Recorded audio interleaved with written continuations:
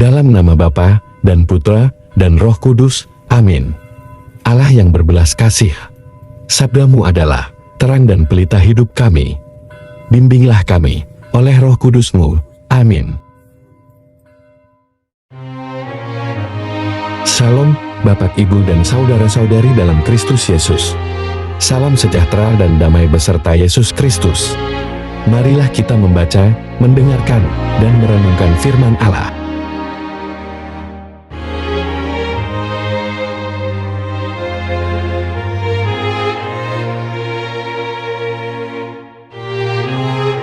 Bacaan pertama. Bacaan dari surat Perama Rasul Paulus kepada jemaat di Tesalonika. Saudara-saudara, kami minta dan nasihatkan kamu dalam Tuhan Yesus. Kamu telah mendengar dari kami bagaimana kamu harus hidup supaya berkenan kepada Allah. Hal itu memang telah kamu turuti, tetapi baiklah kamu melakukannya lebih bersungguh-sungguh lagi.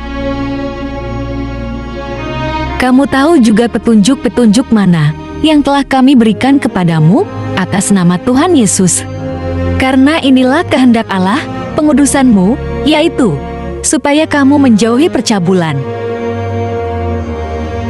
Supaya kamu masing-masing mengambil seorang perempuan menjadi istrimu sendiri, dan hidup di dalam pengudusan dan penghormatan. Bukan di dalam keinginan hawa nafsu, seperti yang dibuat oleh orang-orang yang tidak mengenal Allah. Dan supaya dalam hal-hal ini, orang jangan memperlakukan saudaranya dengan tidak baik atau memperdayakannya. Karena Tuhan adalah pembalas dari semuanya ini, seperti yang telah kami katakan dan tegaskan dahulu kepadamu. Allah memanggil kita bukan untuk melakukan apa yang cemar, melainkan apa yang kudus. Karena itu, siapa yang menolak ini bukanlah menolak manusia, melainkan menolak Allah yang telah memberikan juga Roh-Nya yang kudus kepada kamu. Demikianlah sabda Tuhan.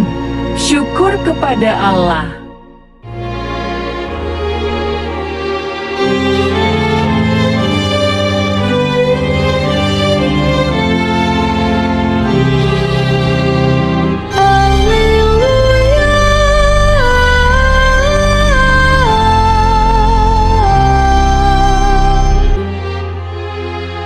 Berjaga-jagalah dan berdoalah selalu, agar kalian layak berdiri di hadapan Anak Manusia.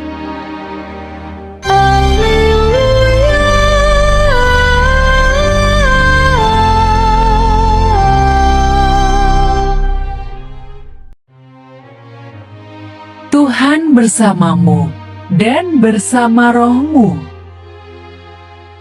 Inilah Injil suci menurut Matius. Pada waktu itu, hal kerajaan sorga seumpama 10 gadis yang mengambil pelitanya dan pergi menyongsong mempelai laki-laki. 5 di antaranya bodoh dan 5 bijaksana. Gadis-gadis yang bodoh itu membawa pelitanya tetapi tidak membawa minyak. Sedangkan gadis-gadis yang bijaksana itu membawa pelitanya dan juga minyak dalam buli-buli mereka. Tetapi karena mempelai itu lama tidak datang-datang juga, mengantuklah mereka semua lalu tertidur. Waktu tengah malam terdengarlah suara orang berseru, "Mempelai datang, songsonglah dia." Gadis-gadis itu pun bangun semuanya, lalu membereskan pelita mereka. Gadis-gadis yang bodoh berkata kepada gadis-gadis yang bijaksana, "Berikanlah kami sedikit dari minyakmu itu, sebab pelita kami hampir padam." Tetapi jawab gadis-gadis yang bijaksana itu, "Tidak, nanti tidak cukup untuk kami dan untuk kamu. Lebih baik kamu pergi kepada penjual minyak dan beli di situ." Akan tetapi, waktu mereka sedang pergi untuk membelinya, datanglah mempelai itu. Dan mereka yang telah siap sedia masuk bersama-sama dengan dia ke ruang perjamuan kawin, lalu pintu ditutup. Kemudian datang juga gadis-gadis yang lain itu dan berkata, "Tua, tua, bukakanlah kami pintu." Tetapi ia menjawab, "Aku berkata kepadamu, sesungguhnya aku tidak mengenal kamu. Karena itu, berjaga-jagalah, sebab kamu tidak tahu akan hari maupun akan saatnya."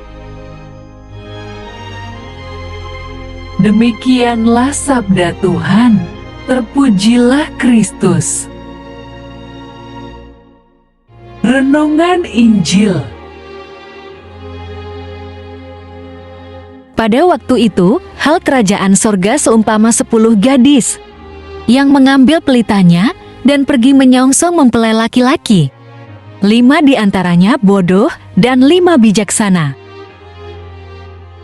Bapak, Ibu, dan saudara-saudari dalam Kristus Yesus, bacaan Injil Matius hari ini mengenai kerajaan sorga. Seumpama seperti 5 gadis yang bijaksana yang mengambil pelitanya dan pergi menyongsong mempelai laki-laki. Sebaliknya 5 gadis yang bodoh membawa pelitanya, tetapi tidak membawa minyak, sehingga tidak dapat menyalakan pelitanya. Mari kita buka kembali Injil Matius pasal 25 ayat 1-4. Gadis-gadis yang bodoh itu membawa pelitanya, tetapi tidak membawa minyak. Sedangkan gadis-gadis yang bijaksana itu membawa pelitanya dan juga minyak dalam buli-buli mereka. Mempelai laki-laki adalah Yesus Kristus. 5 gadis bijaksana adalah sikap orang beriman yang menjalani hidup seturut kehendak Tuhan. 5 gadis bodoh adalah sikap orang beriman yang menjalani hidup seturut kehendak diri sendiri. Bagaimana dengan sikap hidup orang yang belum percaya kepada Tuhan?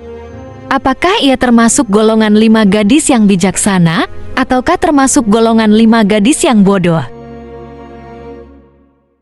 Ke-10 gadis tersebut tidak tahu kapan mempelai laki-laki datang, dan mereka menunggu terus.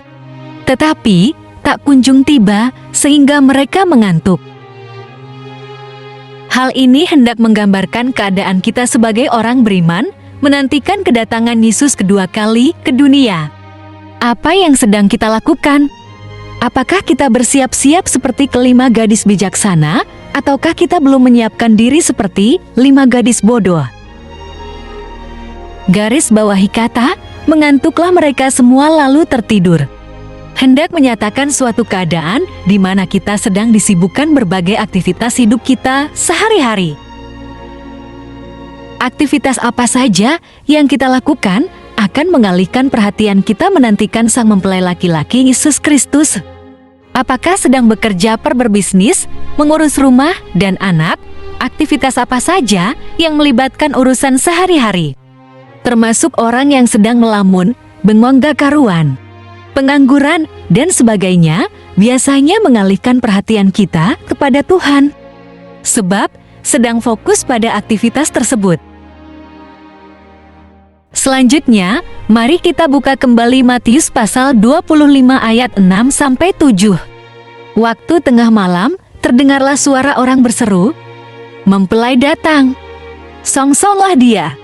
Gadis-gadis itu pun bangun semuanya, lalu membereskan pelita mereka.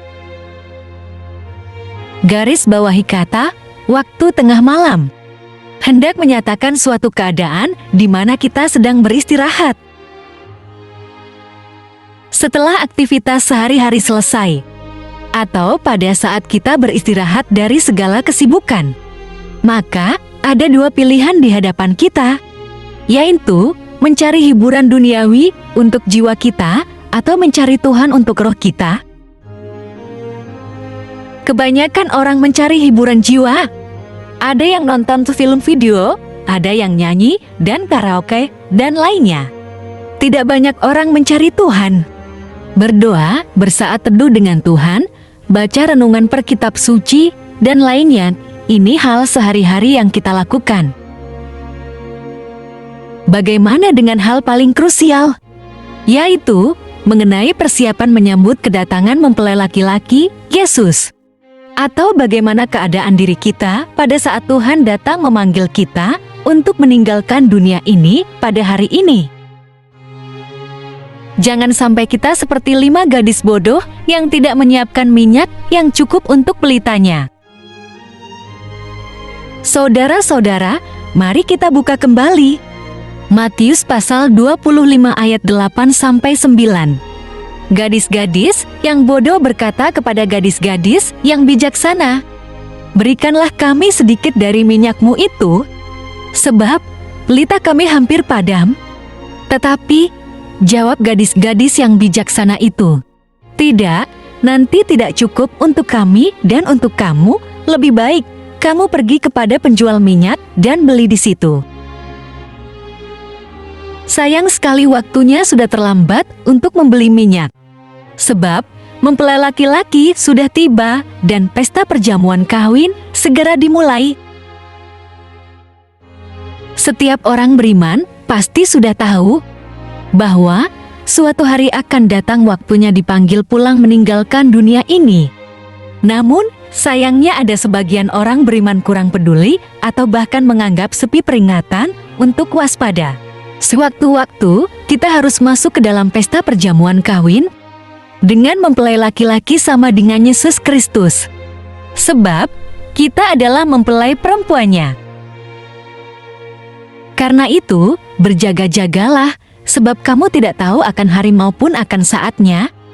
Memang tidak mudah menolak pesona dunia dan kenikmatan duniawi, tetapi kita tidak boleh lupa bahwa kita hidup di dunia ini sementara saja, dan pasti kita akan meninggalkan dunia ini. Bapak, Ibu, dan saudara-saudari dalam Kristus Yesus, mari kita buka Injil 2 Korintus pasal 5 ayat 1. Demikian, kami tahu bahwa jika kemah tempat kediaman kita di bumi ini dibongkar, Allah telah menyediakan suatu tempat kediaman di sorga bagi kita. Suatu tempat kediaman yang kekal, yang tidak dibuat oleh tangan manusia.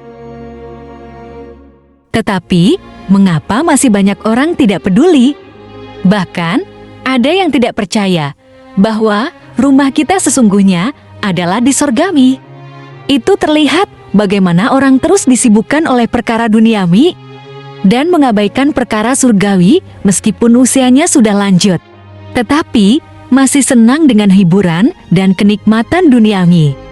Kita bersyukur sudah boleh hidup di dunia ini lebih dari 50 tahun atau setengah abad, apalagi sudah melebihi 70 tahun. Sebab paling tidak dapat menduga waktu kita hidup di dunia ini sudah tidak lama. Mari kita dengarkan Injil Mazmur pasal 90 ayat 10. Masa hidup kami 70 tahun, dan jika kami kuat, 80 tahun. Dan kebanggaannya adalah kesukaran dan penderitaan, sebab berlalunya buru-buru, dan kami melayang lenyap. Jadi, Bapak, Ibu, dan saudara-saudari dalam Kristus Yesus, tunggu apa lagi? Hayo bersiap-siaplah kita memakai baju pengantin mempelai perempuan. Sebab, mempelai laki-laki sama dengan Yesus Kristus akan segera datang, dan buanglah pakaian dunia yang mudah rusak. Kita buka Injil 2 Korintus pasal 5 ayat 2-4. Selama kita di dalam kemah ini, kita mengeluh karena kita rindu mengenakan tempat kediaman sorgawi di atas tempat kediaman kita yang sekarang ini. Sebab dengan demikian kita berpakaian dan tidak kedapatan telanjang. Sebab, selama masih diam di dalam kemah ini, kita mengeluh oleh beratnya tekanan. Karena kita mau mengenakan pakaian yang baru itu tanpa menanggalkan yang lama, supaya yang fana itu ditelan oleh hidup. Masih belum puaskah menikmati kesenangan duniawi? Atau masih belum tahukah bahwa hari-hari kita sudah tidak lama lagi, sebab mempelai laki-laki sama dengan Yesus Kristus segera datang menjemput kita. Hendaknya kita berlaku seperti 5 gadis bijaksana yang siap sedia tatkala saatnya tiba mempelai laki-laki sama dengan Yesus Kristus memasuki ruangan pesta perjamuan perkawinan. Marilah berdoa. Allah Bapa, sumber pengharapan, Engkau telah mengikat perjanjian dengan semua orang melalui Yesus yang terurapi. Semoga kami selalu berpegang teguh pada Dia dan berkembang menjadi umat yang patuh setia. Dengan pengantaraan Yesus Kristus, Putra-Mu, Tuhan kami yang bersama Dikau dalam persatuan Roh Kudus, hidup dan berkuasa Allah sepanjang segala masa. Dalam nama Bapa, Putra, dan Roh Kudus. Amin. Terima kasih sudah mendengarkan dan merenungkan firman Allah. Jangan lupa subscribe dan jangan lupa juga aktifkan loncengnya. Terima kasih, Tuhan Yesus memberkati.